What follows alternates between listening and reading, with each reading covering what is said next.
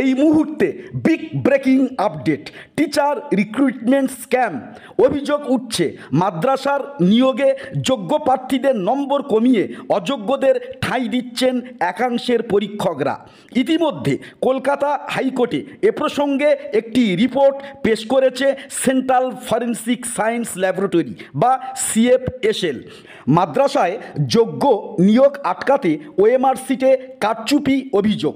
CFSL এর রিপোর্টে চাঞ্চল্যকর তথ্য উঠে এসছে এই মুহূর্তে, যার জেরে কার্যত প্রশ্নের মুখে পড়েছে মাদ্রাসা সার্ভিস কমিশন। তো অভিযোগ উঠছে মাদ্রাসার নিয়োগে যোগ্য প্রার্থীদের নম্বর কমিয়ে অযোগ্যদের ঠাঁই দিচ্ছেন একাংশের পরীক্ষকরা।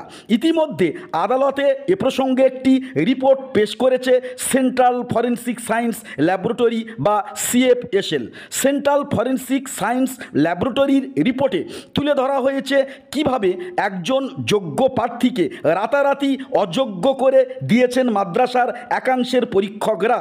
তো সেই রিপোর্টে দেখা গিয়েছে পরীক্ষার্থী ওএমআর সিটে দাগ দিয়েছিলেন একটি নির্দিষ্ট প্রদত্ত অপশানে, কিন্তু পরীক্ষার্থীর নম্বর কমানোর জন্য পরবর্তীতে সেই একই সেটের অন্য একটি অপশানে কালির দাগ জুড়ে দেওয়া হয়।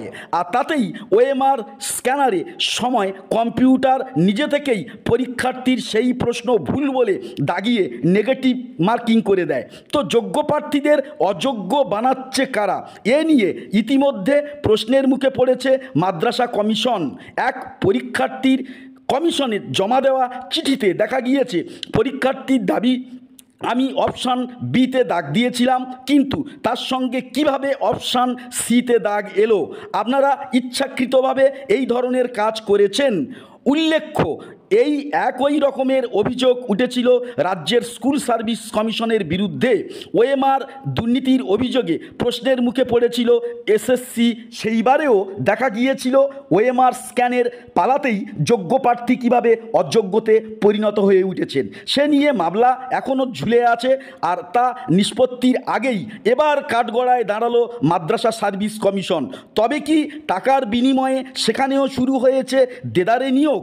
একজন যোগ্য ক্যান্ডিডেট তিনি তার পারগম্যতা, সক্ষমতা ও কঠোর পরিশ্রমের মধ্য দিয়ে যখন তিনি নিজেকে কম্পিটিটিভ এক্সামে যোগ্য বলে প্রতিপন্ন করেন এবং নিজের চাকরি নিজে অর্জন করে নেন যোগ্যতার পরিপ্রেক্ষিতে, ঠিক সেই রকমই একটি জায়গায় দাঁড়িয়ে একজন যোগ্য প্রকৃত ক্যান্ডিডেট তিনি যদি স্ক্যাম বা দুর্নীতির কারণে তিনি তার প্রাপ্য অধিকার হারান, এর থেকেও বড় লজ্জা বা অপমান হতে পারে না। অবশ্যই করে এটা মর্মান্তিক, বেদনাদায়ক। আবার অপরদিকে একজন অযোগ্য ক্যান্ডিডেটদেরকে চাকরি পাইয়ে দেওয়ার জন্য যদি কোনো বিকল্প ওয়ে এবং অন্যায় পথ অবলম্বন করা হয়, সেটাও কিন্তু শিক্ষা ব্যবস্থায় এক অশনি সংকেত বলা যেতে পারে।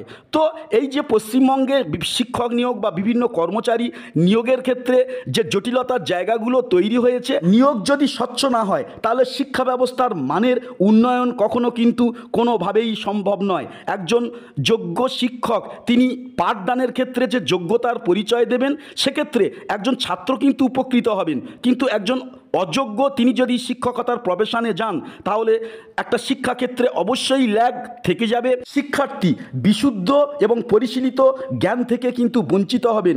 তার পাশাপাশি এই অযোগ্য শিক্ষকদের নিয়োগ যে আগামী দিনে জাতির কাছে একটা লজ্জাজনক বার্তা পৌঁছে দেবে, পরবর্তী প্রজন্মকে আরও দুর্নীতির জন্য অনুপ্রাণিত করবে, এটা বলার অপেক্ষা রাখে না। আমরা চাই স্বচ্ছ নিয়োগ এবং যোগ্য ক্যান্ডিডেট তারা তাদের যোগ্যতার পরিচয় দিয়ে স্বচ্ছভাবে কর্মস্থলে নিযুক্ত হন, এটাই আমাদের ন্যায্য দাবি। তো আজকের আপডেট এইটুকুনি। তো নমস্কার।